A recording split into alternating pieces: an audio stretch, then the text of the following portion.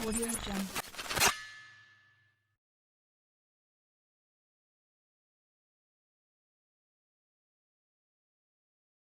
Baik, terima kasih kepada MC yang telah membacakan CV saya. Sebelumnya, Assalamualaikum warahmatullahi wabarakatuh. Selamat pagi dan salam sejahtera bagi kita semua.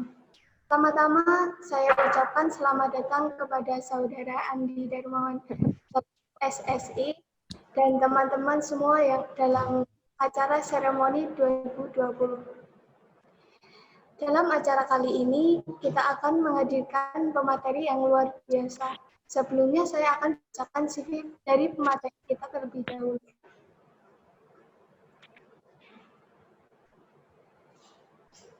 Beliau lahir di Klaten 6 Juni 1994, berjenis kelamin laki-laki dan beragama Islam. Beliau beralamat Gebang RT 17 RW 6, Munggong Karangdawa, Klaten. Riwayat pendidikan beliau SMA Negeri 1 Klaten tahun 2009 sampai 2012. Universitas 11 Maret Faculty of Mathematics and Natural Science Mathematics Department pada tahun 2012 sampai 2017. Riwayat pekerjaan beliau yaitu internship as data analysis of SL Provider Turnover CV Komunika Putra Santosa Surakarta pada tahun 2015. Asisten lecture Mathematics and Statistics Field Universitas 11 Maret pada tahun 2015 sampai 2016 dan PT Pamersada Nusantara sebagai Operation Research Expert pada tahun 2000 sampai sekarang. Riwayat kepemimpinan beliau yaitu Chairman of Organization Himpunan Mahasiswa Matematika atau Himatika pada tahun 2014 sampai 2015, Chairman of Komite Musyawarah Kerja Nasional atau Mukernas ke-14 Ikatan Himpunan Mahasiswa Matematika Statistika Indonesia pada tahun 2015 dan masih banyak lagi. Dan penghargaan yang diraih beliau adalah The Best Catwalk Indonesian Model Award Lama Patung Manajemen pada tahun 2017, XL Future Leader Batch 3 XL Asiata tahun 2014 sampai 2016 dan masih banyak lagi. Tak perlu menunggu lama lagi, langsung saja kepada Saudara Andi Darmawan SSI, Kak, saya persilahkan. Baik, terima kasih Mbak Diana ya. Ya. Suara saya cukup terdengar ya untuk semuanya. Sudah jelas belum ya? Sudah jelas. Oke, mungkin saya langsung share screen.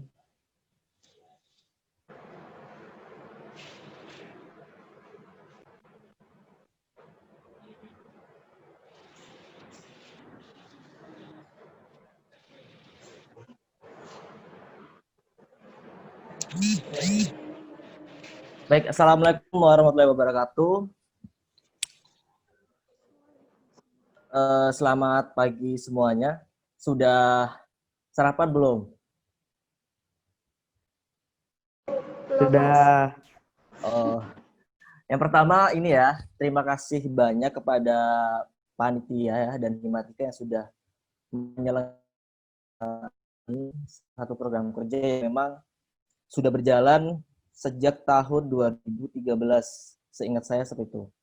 Nah, dulu program kerja ini tuh diinisiasi karena memang diperlukan wadah ya bagi mahasiswa untuk memahami minimal atau menjembatani kepada alumni terkait hal-hal transisi ketika masa kuliah sampai nanti di masa dunia kerja. Kemudian yang saya hormati juga Mas Himawan Yusuf. Apa kabar Mas Himawan? Oh, Mas Himawan masih ada di sini. Oh, alhamdulillah. Kemudian Mas Nabi Habibi nanti sebagai pembicara juga. Sehat Mas Habibi? Iya Mas, sehat Mas, Alhamdulillah. Alhamdulillah. Dan teman-teman semuanya, Himatika dan semua peserta di sini, saya ucapkan selamat pagi dan selamat datang ya di sesi seremoni sharing bareng alumni dengan cermat, pahami dengan matang demi masa depan. Nah, langsung saja ke materi. Ke profil dulu ya. Tadi memang sudah dijelaskan oleh Mbak Diana untuk profil. Ini sekaligus nanti menjembatani ke teman-teman gimana sih sebenarnya perjalanan dari masa transisi kehidupan kita, terutama di bagian pendidikan. Nama saya Andi Darmawan. Teman-teman bisa Andi. Kemudian itu kontak saya. Bisa WhatsApp ya kalau misalkan teman-teman nanti perlu informasi atau suatu yang berkaitan dengan sharing-sharing. Kemudian itu ada email saya juga yang masih aktif. Kemudian alamat saya di Klaten. Mungkin di sini ada yang di Klaten juga. Dulu saya semasa SMA ya, semasa SMA saya di SMA Negeri 1 Klaten itu tahun 2009 dan 2012. Nah di SMA saya memang sudah mulai aktif untuk ikut organisasi ya. Kalau waktu itu saya ikut salah satunya itu di Purna Paskibra Indonesia di tahun 2009 sampai 2010. Kemudian setelah itu lulus sekolah, kemudian saya mendaftar di Universitas 11 Maret. Tentunya di jurusan matematika ya di angkatan 2012. Nah, apalagi ya di kampus itu memang ambisi saya meningkat untuk mengeksplor diri saya. Kenapa? Karena menurut saya ya di dunia kampus itu kan namanya mahasiswa ya, dari siswa ke mahasiswa. Yang namanya maha itu kan di atas hanya sekedar. Makanya tidak melulu kita hanya mempunyai pendidikan di bangku kuliah saja, cuman kita perlu suatu pengalaman yang di luar hal itu. Nah, di tahun 2013 saya diamani ketua umum Himatika. Sebelumnya tahun 2013 itu saya di ketua bidang 3 ya di apresiasi mahasiswa. Kemudian di tahun 14 sampai 16 juga di XL Future Leaders. Kalau teman-teman tahu atau mungkin di sini ada yang ikut nggak di XL Future Leaders? Halo? Teman-teman Ada yang ikut nggak atau ada yang tahu nggak program salah satunya XL Future Leaders?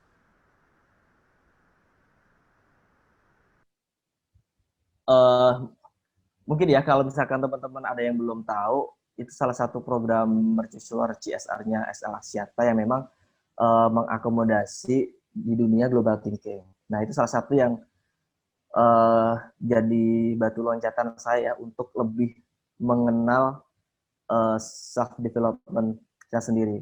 Kemudian saya juga diamanahi jadi Head of Production Director di TEDx UNS. Teman-teman kalau nggak tahu TEDx UNS itu adalah T itu teknologi, E entertainment, D desain. Nah itu suatu event di mana kita menghadirkan pembicara-pembicara yang memang dia itu menginspirasi dan berpengaruh ke khalayak umum. Nah waktu itu tuh kita dapat full sponsor 100%, kurang lebih itu 20 juta. Itu bener-bener sponsor yang kita gulin ya waktu itu karena 100%, karena jarang banget pas waktu program kerja di tahun kami itu biasanya kan untuk sponsor kan berapa persen atau berupa penjualan gitu kan. Nah, untuk yang ini kita di 100%. Nah, waktu itu kita menghadirkan yang namanya Ricky Elson ya. Kalau teman-teman tahu Ricky Elson itu penemu pembangkit listrik tenaga kincir angin ya, sekaligus mobil listrik.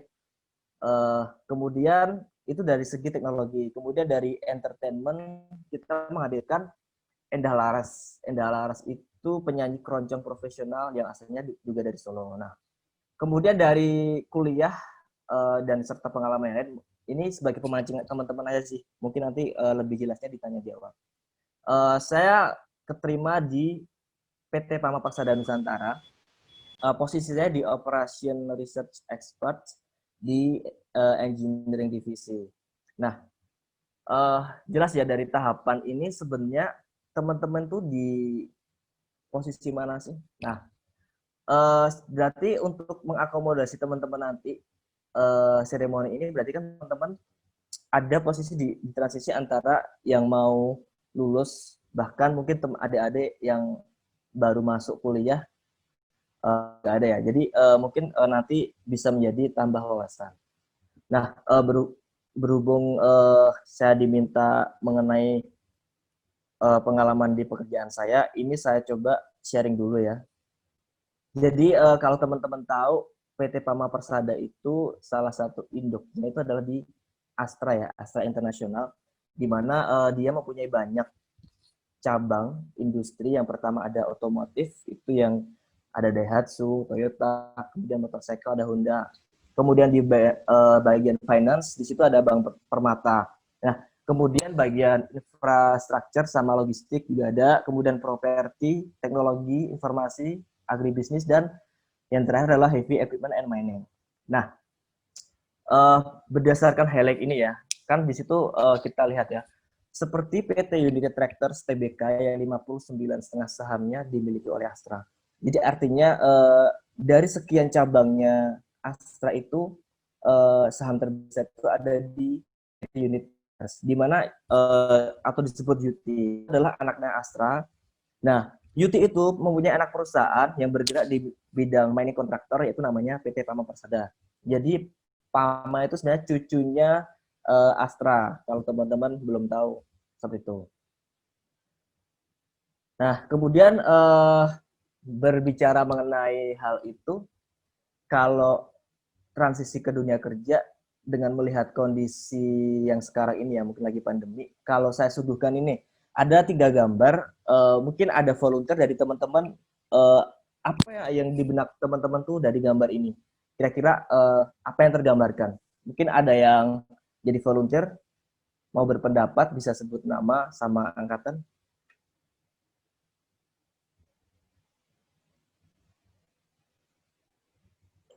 Baik teman-teman yang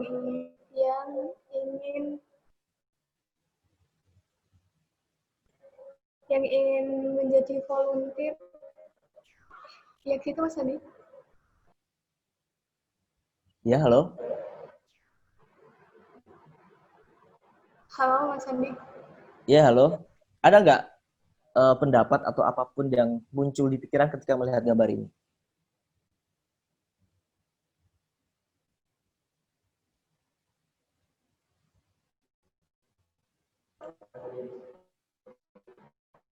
Kepada teman-teman boleh menjawab.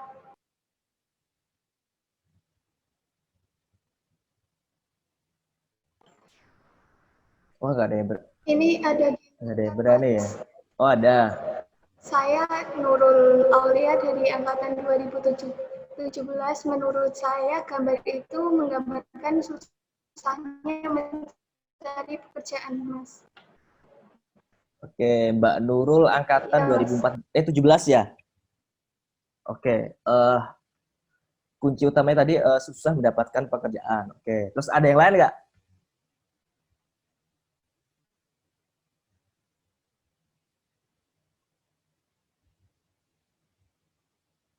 Oke, untuk yang lain nanti ada ya, ada sesi tersendiri lagi.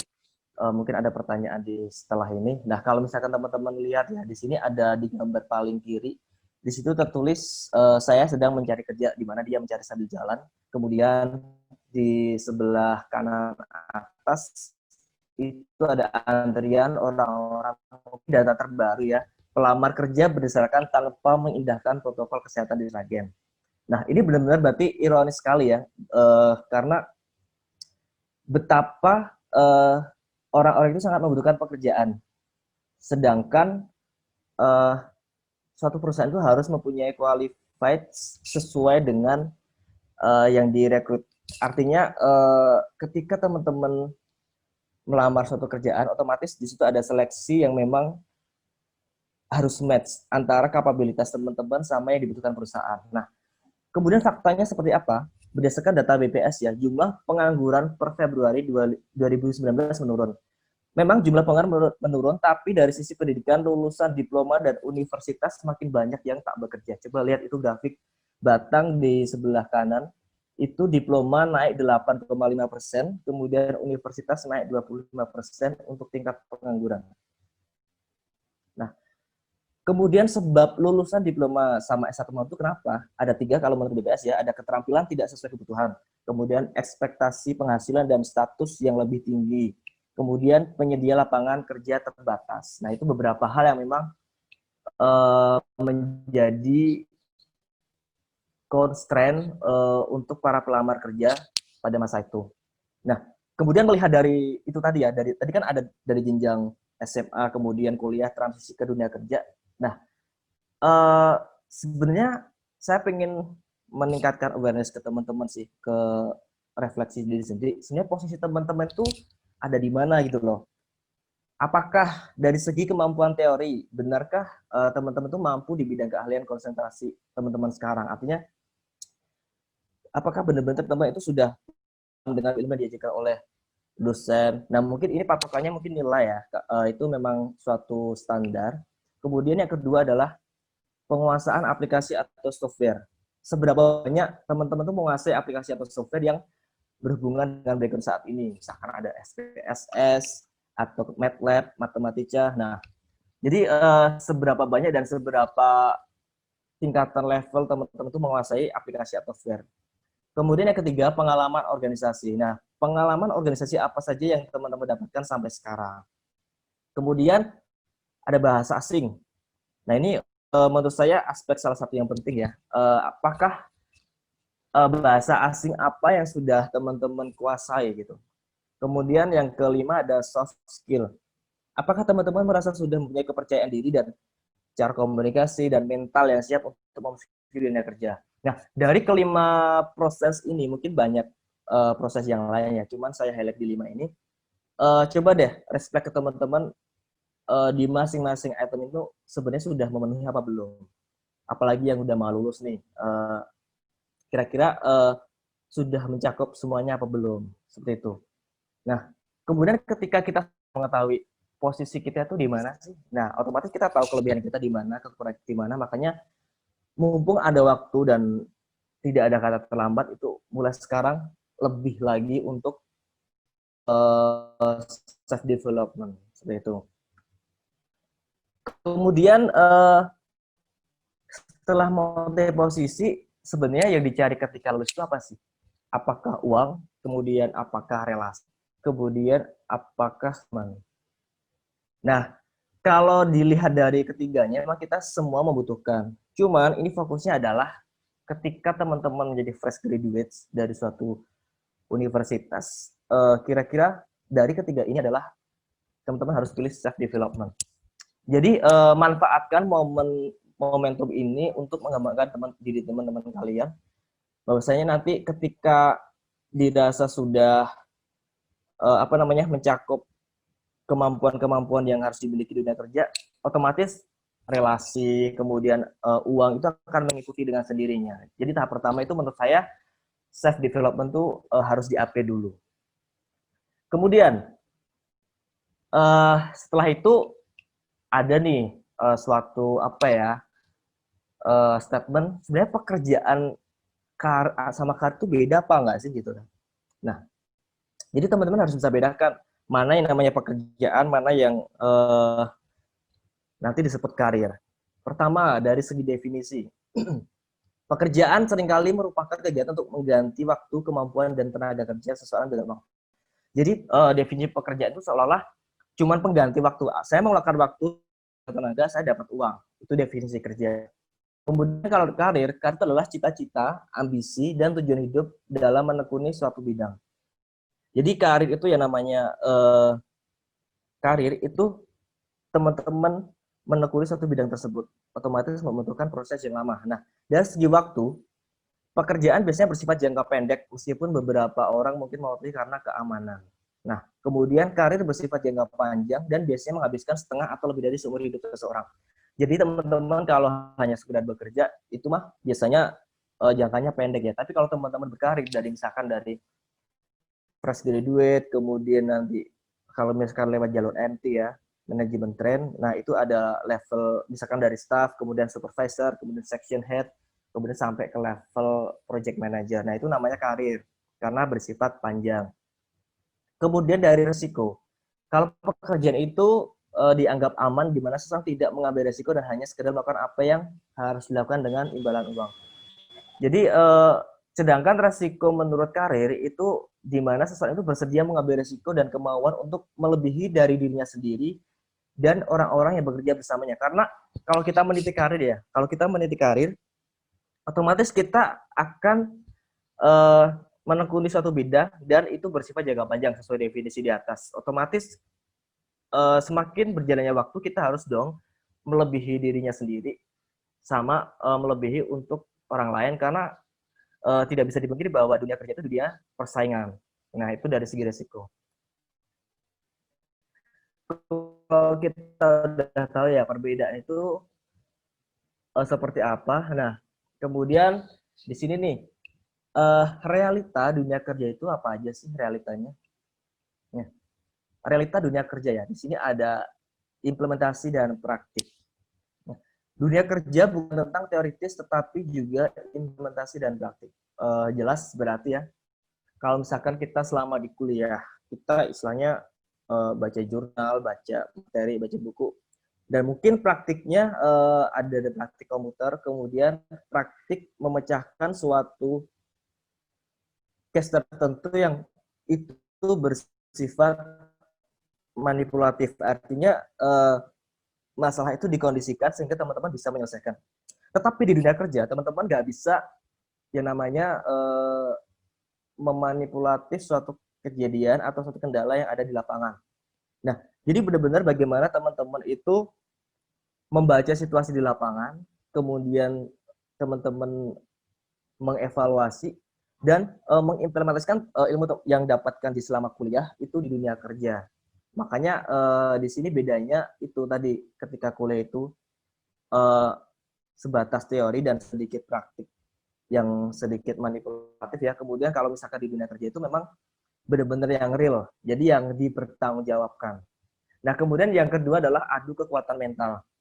Nah, lebih menjadi adu kekuatan mental selain keahlian dan pengalaman. Nah, tadi kan sudah saya share ya tentang teman-teman harus mempunyai keahlian apa, kemudian pengalamannya harus seperti apa. Nah, selain faktor tersebut, satu hal yang menurut saya fundamental adalah kekuatan mental. Karena di dunia kerja itu apa ya namanya? Kalau misalkan kita berorganisasi itu kita namanya bisa disebut relawan ya, karena kita tidak dibayar, karena kita memang untuk mengembangkan potensi diri dengan wadah itu. Nah, sedangkan di dunia kerja kita dibayar, otomatis ada sesuatu hal yang harus kita pertanggungjawabkan kan ke orang-orang. Nah, makanya mental kita saat menghadapi ketika di dunia kerja itu sangat penting. Karena tidak semua customer itu bisa kinerja kita. Makanya itu kekuatan mental itu harus dipupuk sejak awal. Kemudian fairness bukan keharusan. Nah, fairness tidak menjadi keharusan. Faktor lain bisa menjadi penentu. Jadi misalkan gini, fairness di sini tuh yang saya maksud adalah keadilan atau bisa saja fair ya. Teman-teman tahu fair kan? Misalkan gini, kalau saya alokasikan dengan di perusahaan saya, di sini saya kan kontraktor. Kemudian saya punya customer. Nah, customer bilang nih, Pak saya nggak mau ya 2020 saya minta batu bara itu 1 juta ton dengan lapisan pengupas tanah misalkan 3 juta BCM. BCM itu satuan band kubik meter. Nah,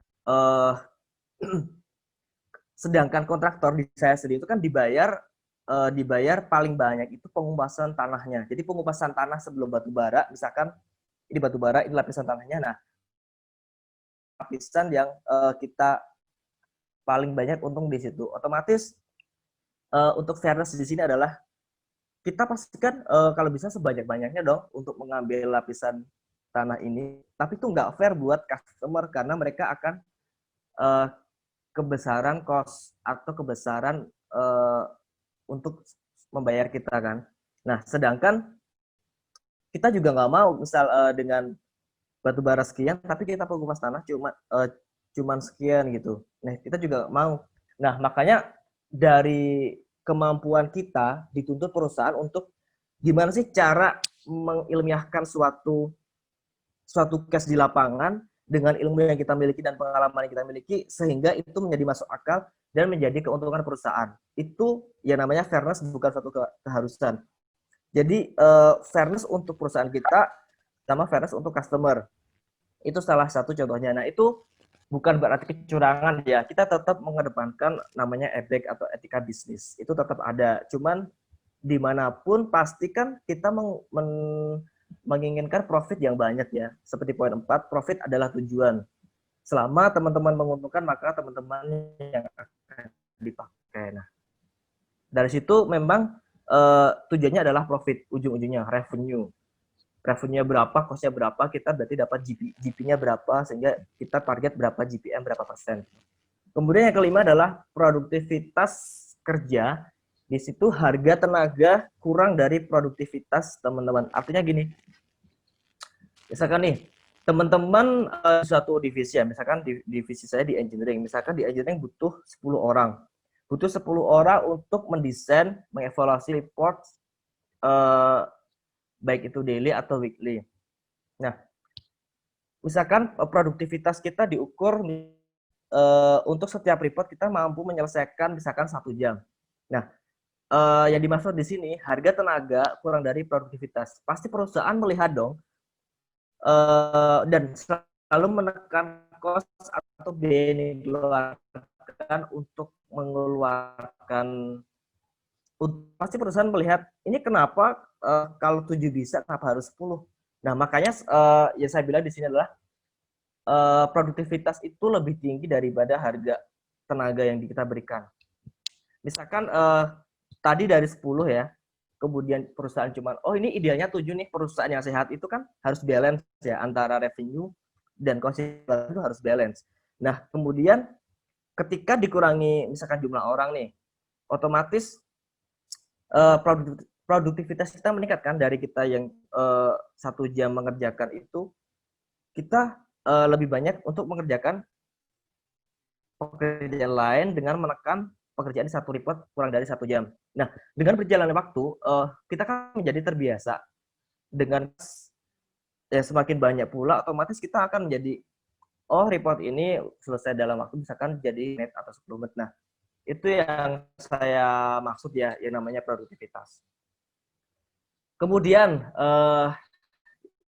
selanjutnya adalah pengalaman kerja. Ini kemarin titipan dari teman-teman Mendy ya, pengalaman kerja dan implementasi ilmu matematika di dunia kerja. Ini saya highlight 5. Yang pertama, kita dari pengalaman dulu ya. Di sini ada core business. Jadi teman-teman nanti ketika lakukan pemahaman tentang core business perusahaan. Jadi bagaimana perusahaan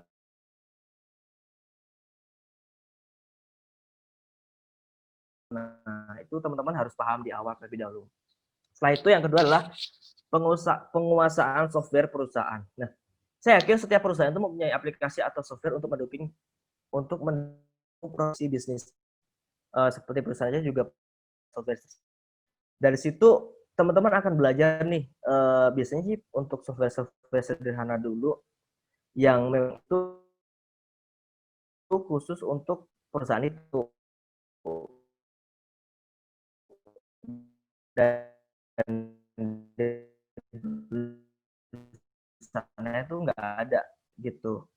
Kemudian yang ketiga adalah implementasi untuk melengkapi hidup karyawan. Jadi ketika teman-teman udah bisa tadi ya pemahaman core bisnisnya bagus, kemudian teman-teman menguasai software perusahaan. Nah, soft skill di sini penting untuk teman-teman implementasikan di dunia kerja. Seperti soft skill komunikasi, kepercayaan diri, bagaimana memanage waktu, seperti yang dijelaskan tadi ya. Karena itu sangat dibutuhkan ketika dunia kerja.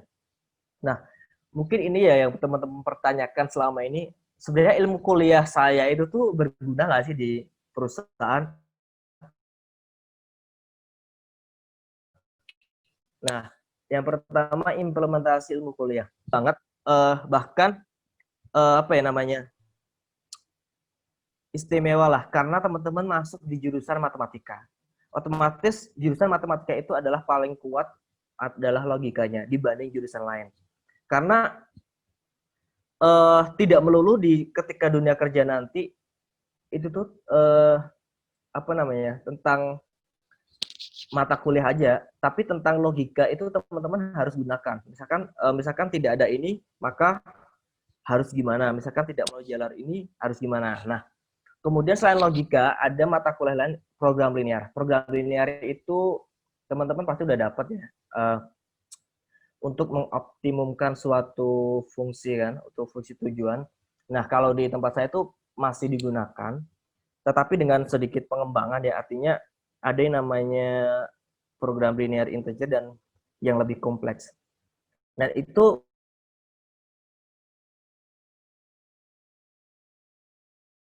langsung dikaitkan dengan realita. Kalau misalkan teman-teman waktu kuliah dulu masih cuma 4 variabel, nah di dunia kerja nanti akan ada seperti atau 20-an constant yang harus teman-teman apa namanya dimodelkan ya untuk mencari nilai optimum nanti. Kemudian yang ketiga ada algoritma. Nah, algoritma ini juga dibutuhkan terutama untuk ini ya, pemrograman. Kalau di tempat saya kan misalkan dari namanya dump truck ngangkut tadi ya, lapisan pengupas tanah. Sebenarnya untuk menggaruk itu ya, atau loader lah namanya. Satu loader itu dengan jarak sekian, dia tuh membutuhkan berapa dump truck. Nah, sedangkan PSI itu ada berjenis-jenis, ada yang misalkan kategori ABC berdasarkan besarnya volume yang didapatkan kan. Otomatis dilakukan yang namanya tadi ya, algoritma. Misalkan pengangkutan dari sini ke disposal. Disposal itu nama pembuangan lapisan pengupas tanah. Misalkan algoritma Dijkstra ya. Itu tuh paling efisien tuh lewat mana gitu ya. Nah, itu memang perlu dipelajari lebih dalam kalau di dunia kerja sih. Kalau di kuliah secara teori mungkin sudah oke, tapi dunia kerja memang lebih kompleks, makanya itu perlu dipelajari lagi. Kemudian ada analisis numerik sama matematik modeling. Nah, seperti kita memodelkan di dunia kerja jadi model seperti apa gitu. Nah, kemudian dari implementasi tersebut kita pasti dong didukung namanya visualisasi data atau yang namanya alat processingnya gitu kan. Nah, itu namanya implementasi hardware. Nah, sebenarnya back to basic ya. Pasti teman-teman nanti sangat membutuhkan namanya spread Excel. Jadi teman-teman Excel itu benar-benar powerful kalau teman-teman tahu ya. Jadi sebelum terlambat teman-teman explore lebih jauh lah kegunaan dari Excel. Dari Excel itu teman-teman bisa mengetahui dari rumus-rumus pasti udah bisa ya, value up, if, index, kemudian ada solver, kemudian ada pivot table, kemudian ada namanya makro ini. Nah, itu benar-benar sangat powerful. Nah, setelah itu bisa, pasti teman-teman nanti akan dididik di perusahaan itu untuk menuju ke lebih advance. Misalkan ke analytics software lainnya ya. Kalau di tempat saya ada namanya Tableau ya. Tableau itu suatu visualisasi data. Kita harus melakukan programming di situ.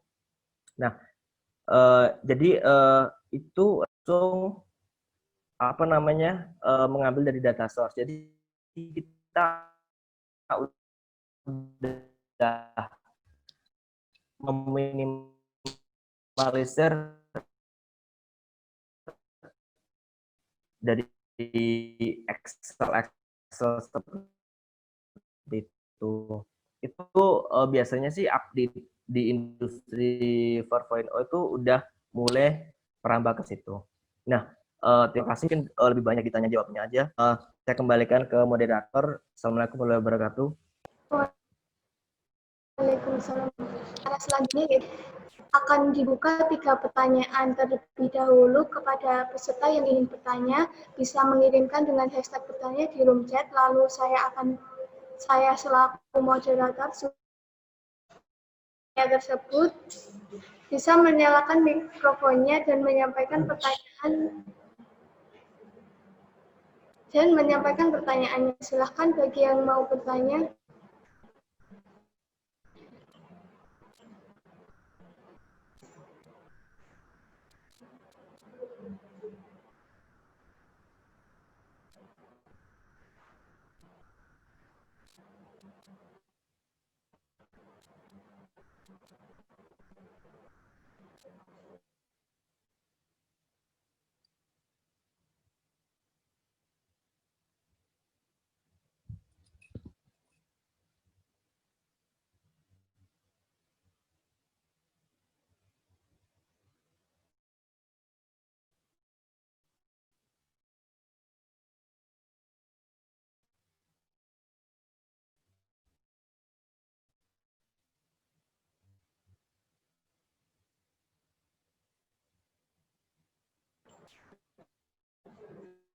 Teman-teman yang mau bertanya sih.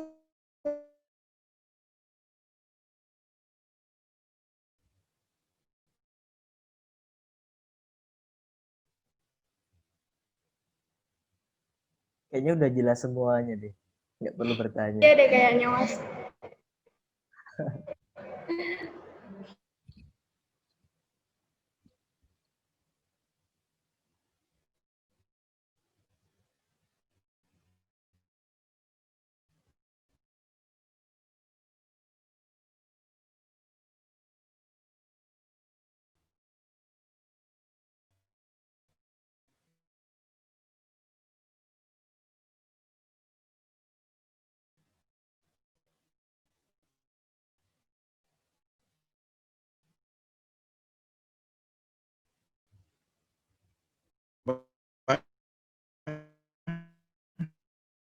yang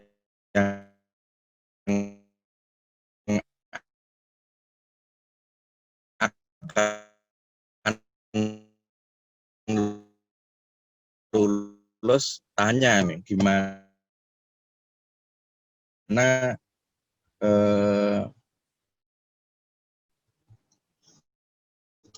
meniti karir gitu. Kalau saya dulu itu begini, passion saya tidak menjanjikan. Akhirnya saya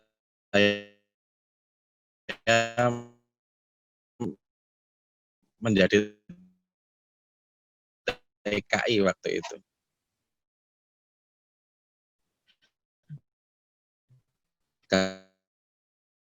Karena ingin merintis karir ya, di Malaysia tidak lulus ya, kali pelajaran ya, dan mungkin sampai sekarang itu sangat bermanfaat, antara lain seperti penguasaan bahasa, kemudian penguasaan software, kemudian juga relasi dan ilmu bisnis gitu. Jadi pulang warnet 2, saya punya rental PS, jadi bisnis saya langsung jreng gitu. Karena ya tadi awalnya saya lulus itu hanya bekerja digaji pulang kok enak banget itu, tapi ya tidak menjanjikan gitu. Akhirnya ya itu tadi, karena saya nggak pernah ikut seminar seperti ini, saya hanya bekerja, tidak mikir masa depan yang jauh. Saya 2 tahun baru mikir berkarir. Nah makanya dengan adanya seminar ini kalian sudah bisa merancang ini apa yang harus saya kuasai, saya mau menuju kemana gitu ya. Ini sebenarnya bukan bertanya sih, saya cuma mengingatkan saja biar tidak seperti saya dulu yang terlambat berkarir. Terima kasih. Luar biasa juga. Untuk pertanyaan pertama yaitu kepada Nafis Saiful Arsi, dipersilahkan memberi pertanyaan kepada Mas Andi dan menyalakan mikrofonnya.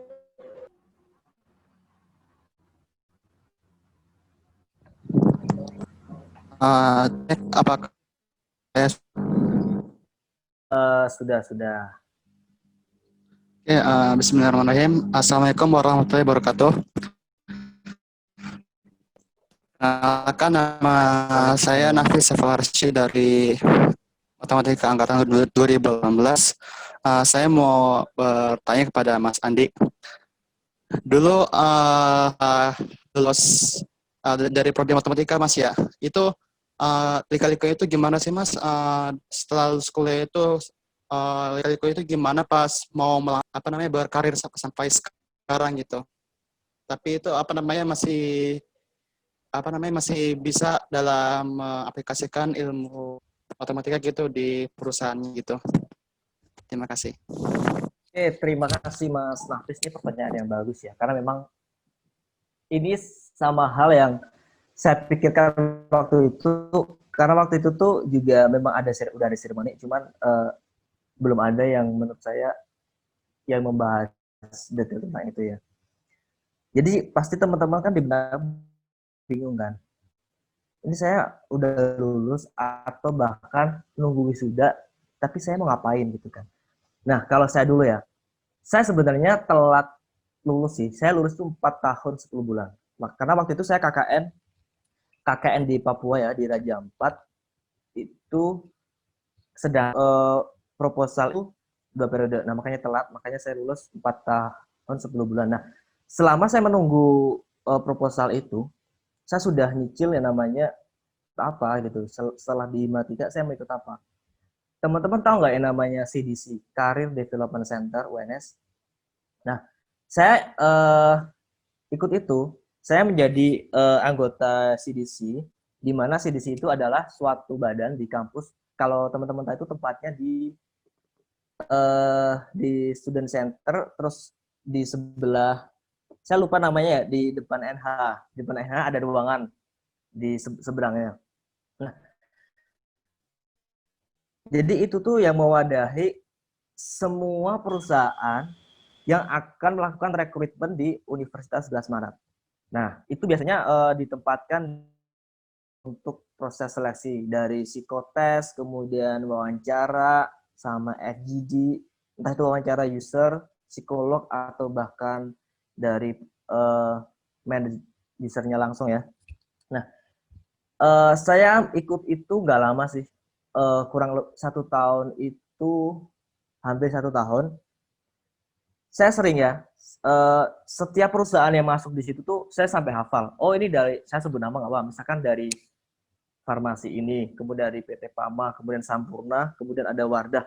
Saya sampai kenal dengan yang namanya psikolog-psikolog yang bekerja sama dengan CDC.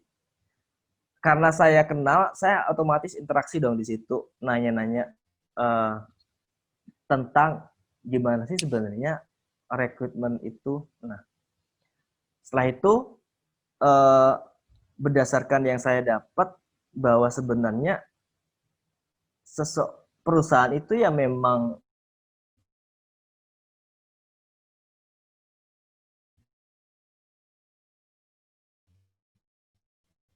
mencari orang yang well prepare gitu. Sudah kan setiap perusahaan kan pasti punya proses. Salah satu proses yang paling ketat yang saya temui saat itu dan panjang, minimal waktu itu saya tuh 6 bulan ya baru sign kontrak, panjang banget. Nah, untuk menjawab tadi lika-liku sebelum ke PT Pama, selama saya mengikuti tadi CDC dan kemudian saya menunggu wisuda, terdaftar di beberapa instansi ya, ada perbankan sama asuransi. Nah, di perbankan di sini saya ditolak. Jadi saya waktu itu daftar awalnya di BI. Di BI itu saya nggak bisa IPK karena waktu itu 3,5 ya. Kalau sekarang kan udah enak, IPK minimal 3,2. Waktu itu udah harus minimal 3,5. Itu saya nggak bisa. Kemudian ada bukaan BNI sama BTN. Nah, waktu itu seleksinya bareng tuh, BNI sama BTN, satu di Jakarta, satunya di Jogja kan. Nah, saya nggak, awalnya itu untuk yang BNI dulu ya. Untuk yang BNI saya nggak ngerti. Saya itu daftarnya untuk rekrutmen di Jogja, posisi Jogja. Waktu itu saya bareng sama angkatan saya juga beberapa. Nah, semua teman-teman saya itu tuh dipanggil ke Jogja. Nah, saya nggak dipanggil, nggak dapat email. Saya pikir saya nggak lolos. Otomatis saya fokus ke yang BTN kan, karena waktu seleksinya sama. BTN itu sudah sampai tahap 3, kalau yang BN itu baru proses awal. Nah, di keesokan harinya saya dapat email, saya harus tes Jakarta. Saya nggak tahu alasan apa recruiter itu untuk saya harus ke Jakarta. Nah, dengan berbagai pertimbangan, karena di BNI tadi masih awal, kemudian di BTN udah tahap 3, saya membatalkan yang BNI karena udah nggak bisa dinego ya untuk jadwalnya. Nah, di di BTN ini saya gagal di proses FGD. FGD itu focus group discussing. Jadi kita sehabis tes tertulis dan lain-lain itu kita dihadapkan satu grup. Nah, satu grupnya itu kita dikasih case studi masalah dan kita berdiskusi. Kemudian ada satu interviewer ya, artinya satu orang dari perusahaan itu yang recruiter itu yang menyimak hasil diskusi itu. Saya paham waktu itu kenapa saya gagal di situ, karena mungkin saya terlalu berambisi, karena saya terlalu dominan di forum itu, dan yang keterima itu adalah orang yang menjadi mediator. Nah, dari situ saya belajar, oh ternyata memang terlalu dominan di suatu case itu juga nggak baik gitu loh. Nah, kemudian saya gagal. Kemudian saya daftar PAMA. Nah, kebetulan saya daftar PAMA itu waktu itu buka di SCC UGM ya. Itu belum buka. Saya lewat SCC UGM. Ternyata ya daftar itu ada 8 gelombang untuk posisi saya. Dan setiap gelombang itu kalau nggak salah lebih dari 125 orang. Dan sampai akhirnya diterima itu cuma 4 orang dari 8 gelombang itu. Nah, sebelum pas tesnya itu, saya juga diasuransikan. Nah, asuransi ini kebetulan di Semarang ya, ada salah satu asuransi gitu kan. Itu cuma butuh 1 orang, dan itu saya punya kabar dari teman saya, ini ada lowongan asuransi di sini, kamu daftar aja. Oke, saya daftar. Jadi saya bareng nih, tes PAMA sama tes asuransi.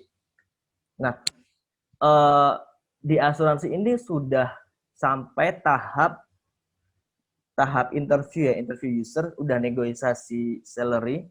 Nah, sedangkan di PAMA itu baru, jadi PAMA itu ya ada tahap psikotes, kemudian ada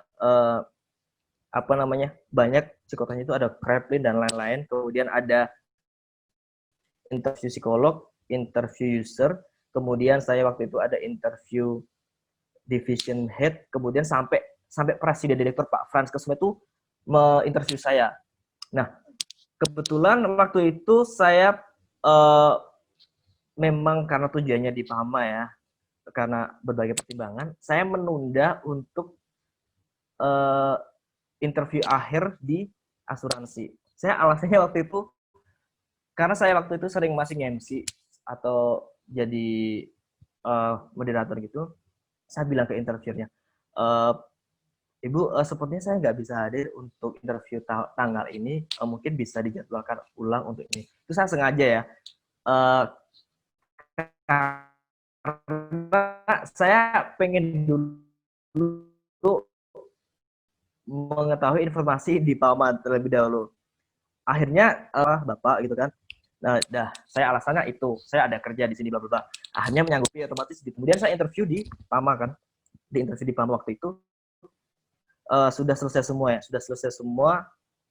Bahkan ada pertanyaan yang menggelitik ya waktu itu di waktu tersisa 6 orang, saya interview di Surabaya. Waktu itu 6 orang.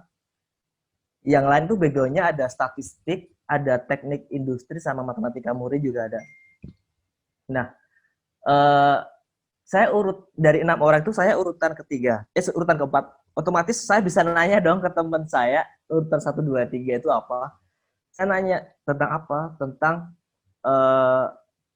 rumus-rumus di teknik industri. Saya nggak tahu, saya nggak paham rumus teknik industri. Kemudian ada tentang menggambarkan distribusi normal, distribusi dan lain tentang statistik, kemudian tentang modelan matematika. Itu benar-benar istilahnya fast learning gitulah, sebisa saya. Tapi mengejutkannya ketika sampai di dalam, satu hal pertanyaan waktu itu adalah saya disuruh memperkenalkan diri saya dan pengalaman yang sangat pengalaman yang memang sangat memotivasi kan. Jadi itu kesempatan saya. Jadi gini, jangan sampai kalian kalah untuk menggiring opini ketika diwawancarai. Kalian juga bisa menggiring si pewawancara itu untuk mengikuti pikiran kita. Waktu itu saya langsung ngomong dong. Saya kan waktu itu saya pernah jadi saya sebutkan salah satunya di ICMETA di International Conference. Dan pembicaranya tertarik dan akhirnya dia tuh tidak membahas sedikit pun tentang ilmu-ilmu yang saya nggak paham tadi. Artinya saya disuruh MC, benar-benar saya disuruh MC pakai bahasa Inggris, terus bapaknya tuh bilang oke, gitu. Nah, habis itu bapaknya tanya-tanya pengalaman selama sama saya KKN di Papua. Dan selama diskusi itu cuman berlangsung 20 menit dan itu nggak menyinggung sama sekali dunia perkuliahan. Jadi menurut saya itu pinternya teman-teman menjawab dan menggambarkan diri teman-teman ke interviewernya ya. Jadi jangan sampai takut. Bahkan sebenarnya teman-teman tuh bisa mempengaruhi interviewnya dengan cara menjawab jawaban di teman-teman. Nah mungkin itu sedikit banyak gambaran ya tentang liku-likunya Mas tadi Nafis.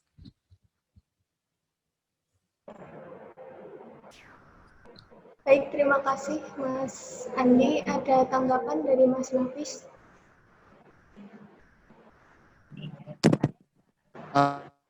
Sudah cukup. Terima kasih Mas Andi atas sharing-sharingnya. Ini benar-benar cerita yang bisa menginspirasi buat kami semua. Sama-sama Mas Nafis. Terima kasih Mas Nafis atas pertanyaannya. Ada lagi yang mau bertanya, silahkan.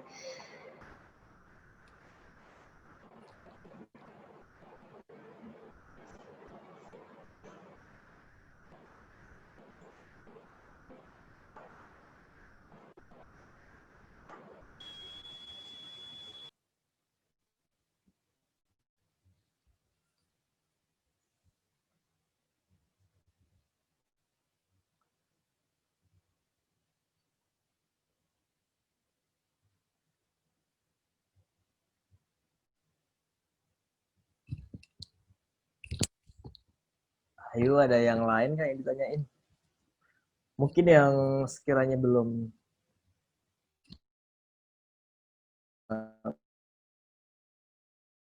mana sih itu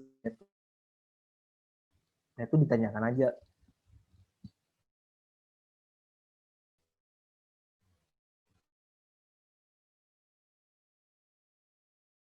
Ayo teman-teman yang mau bertanya.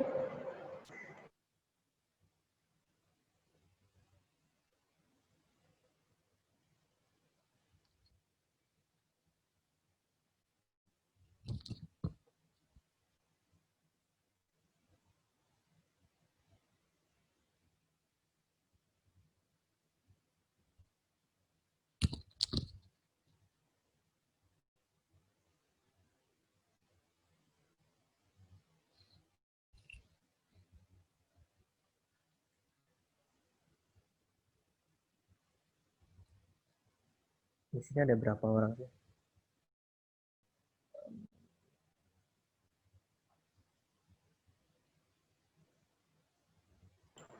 Seratus 130-an. 130 ya.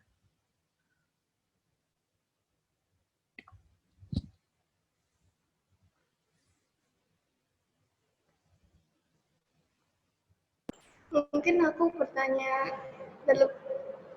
kepada Mas Andi. Oh, boleh. Bagaimana sih cara mengatur waktu dalam organisasi? Kan tadi ada ke dunia kerja itu membutuhkan soft skill sama hard skill. Nah itu gimana Mas Andi? Kalau mengatur waktu ya, sebenarnya teman-teman tuh pasti tahu ya ukuran fokusnya teman-teman tuh gimana dalam menjalani aktivitas atau organisasi. Sebenarnya waktu itu tuh nggak berbarengan, saya ikut organisasi ini nggak. Kan tadi 2013 tuh saya cuman di Himatika. Kemudian 2014 juga di Himatika, 2015 itu baru di BEM Universitas.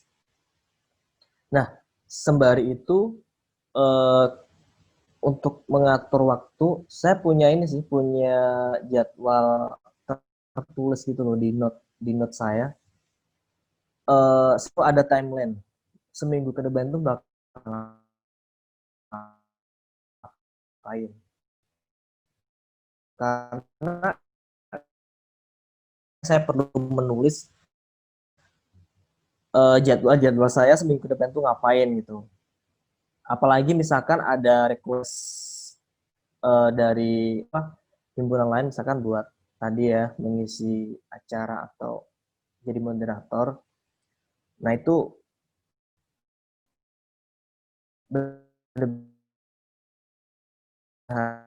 harus dibagi waktunya. Kemungkinan ini sih ketika kuliah, ini ibaratnya nggak ada corona ya, artinya masih dalam kuliah, ada fisiknya itu loh di kampus. Waktu itu ya dijadwalkan, kita kalau nggak menyempatkan itu nggak akan sempat kok, yakin. Karena orang yang gagal itu menurut saya orang yang banyak alasan.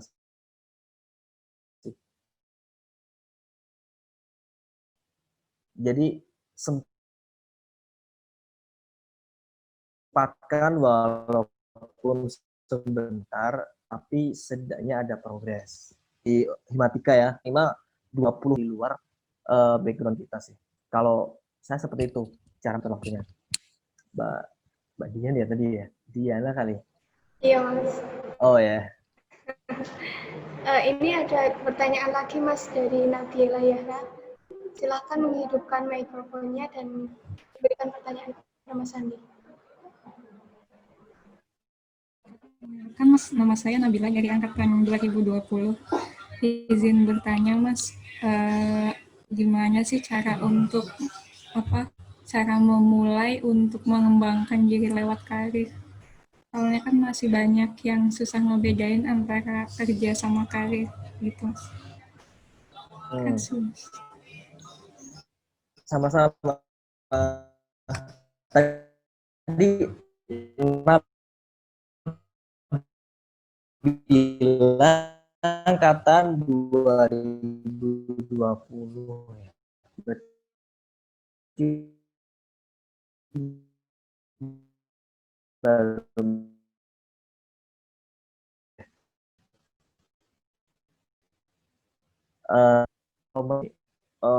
nanti ada self development di perusahaan tuh. Karena sampai sekarang pun saya masih belajar di perusahaan saya gitu. Saya masih berpikir bahwa apakah ini akan menjadi karir saya atau saya sebenarnya hanya bekerja. Sambil memikirkan hal itu, jangan sampai kita berhenti untuk belajar seperti tadi, baik soft skill maupun hard skill ya. Jadi teman-teman petakan aja, kira-kira mana sih, misalkan gini deh, biar nggak bingung dulu. Misalkan nih teman-teman ada yang mau lulus. Misalkan saya mau bekerja di PTA. Di PTA, itu beneran nggak sih karir saya nanti? Atau PTB itu juga bener nggak sih karir saya nanti? Atau cuma sebenarnya saya pengen kerja di situ aja? Nah, teman-teman nggak bakal tahu sebelum teman-teman itu terjun di situ. Karena pasti masih awam dan masih buta ya terhadap dunia kerja yang di dalam masing-masing perusahaan, karena itu beda. Nah, menurut saya nggak ada masalah dan memilih, dan kita seharusnya belajar di situ. Jangan sampai kita di A bosen, kemudian kita pengen di B bosen, kita di C. Malah kita itu seolah-olah cuman kutu loncat sih. Tapi juga tidak menutup kemungkinan kita bisa gini, misalkan 3 tahun nih saya di perusahaan A, saya rasa cukup, dan saya merasa bahwa saya nggak berkembang di sini lagi. Tapi saya melihat potensi di perusahaan yang menurut saya dibutuhkan dan saya bisa mengembangkan potensi saya. Nah, itu nggak masalah. karena setiap orang punya pilihan kan. Nah, eh, maka dari itu benar-benar kenali diri sendiri ya, apakah itu sesuai dengan passion saya atau enggak, karena yang enjoy teman-teman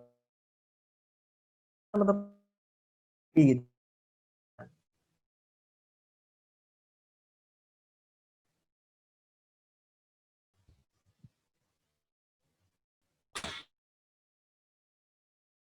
Terima kasih, Mas. Ya, Menyalakan mikrofon dan menyampaikan pertanyaan. Assalamualaikum warahmatullahi wabarakatuh. Mas Andi, dia gimana tuh bisa kepikiran buat daftar di akhirnya itu jadinya di dunia teknik gitu. oh, ada pertanyaan kenapa background kita itu di matematik, statistik atau konsep matematik murni, tapi di divisi engineering gitu kan. Jadi waktu itu kan setiap rekrutmen pasti ada namanya deskripsi dari jadi job masing-masing kan. Nah, waktu itu ada nakam match dengan judul operasi research. Memang membutuhkan skill di dunia matematika. Nah, selain itu juga pasti teman kan punya link di mana jadi tetangga saya itu juga ada di situ. Tapi dia sebagai pengawas dan operator karena mereka lulusan pendidikan SMA ya. Jadi dia dari situ saya bertanya kan, ada nggak sih orang kuliahan yang ngitung-ngitung kerjaannya atau data itu, tapi kerjanya di tambang. Ternyata ada, salah satunya di divisi saya. Jadi di divisi saya itu adalah biar teman-teman dapat gambaran itu adalah biar teman-teman dapat gambaran ya. Jadi saya itu jobnya itu ada yang namanya reporting, kemudian ngasih analisis data, kemudian sama budgeting. Nah, dari situ jelas ya, ada hal-hal di sini yang berhubungan dengan matematika seperti yang saya jelaskan tadi ya, seperti memaksimumkan suatu profit, kemudian memodelkan problem di lapangan menjadi model yang dapat dipecahkan di perusahaan tersebut. Jadi saya awalnya dari situ, Mbak Tias tadi ya.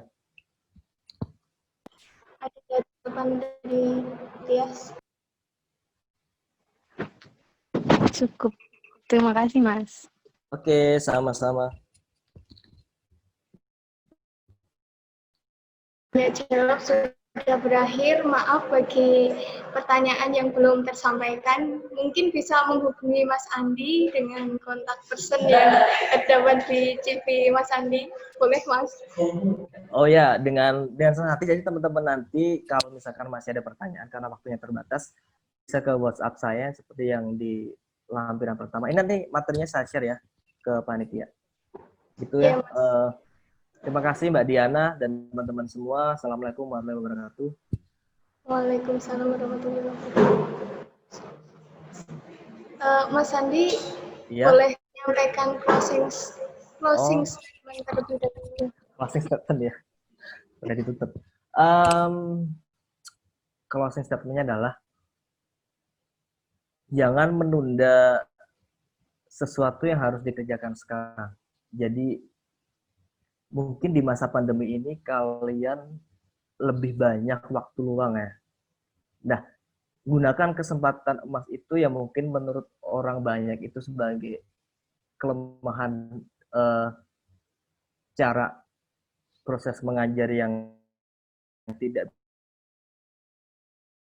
bisa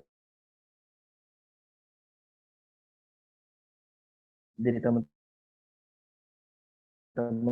sih.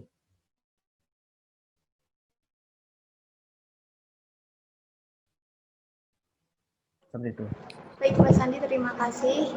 Hari ini berikut sedikit kesimpulan dari saya. Semua orang pasti mempunyai perjalanan untuk memperoleh pekerjaan setelah lulus dari perguruan tinggi. Implementasi ilmu kuliah yang dibutuhkan di dunia kerja yaitu logika, program linear, algoritma, analisis numerik, matematik model. Tidak terasa kita sudah di penghujung acara. Semoga apa yang telah kita dapatkan dari pemateri yang luar biasa pada acara hari ini bisa bermanfaat. Saya selaku moderator mohon maaf kalau ada salah kata. Saya undur diri, terima kasih, dan saya kembalikan kepada MC.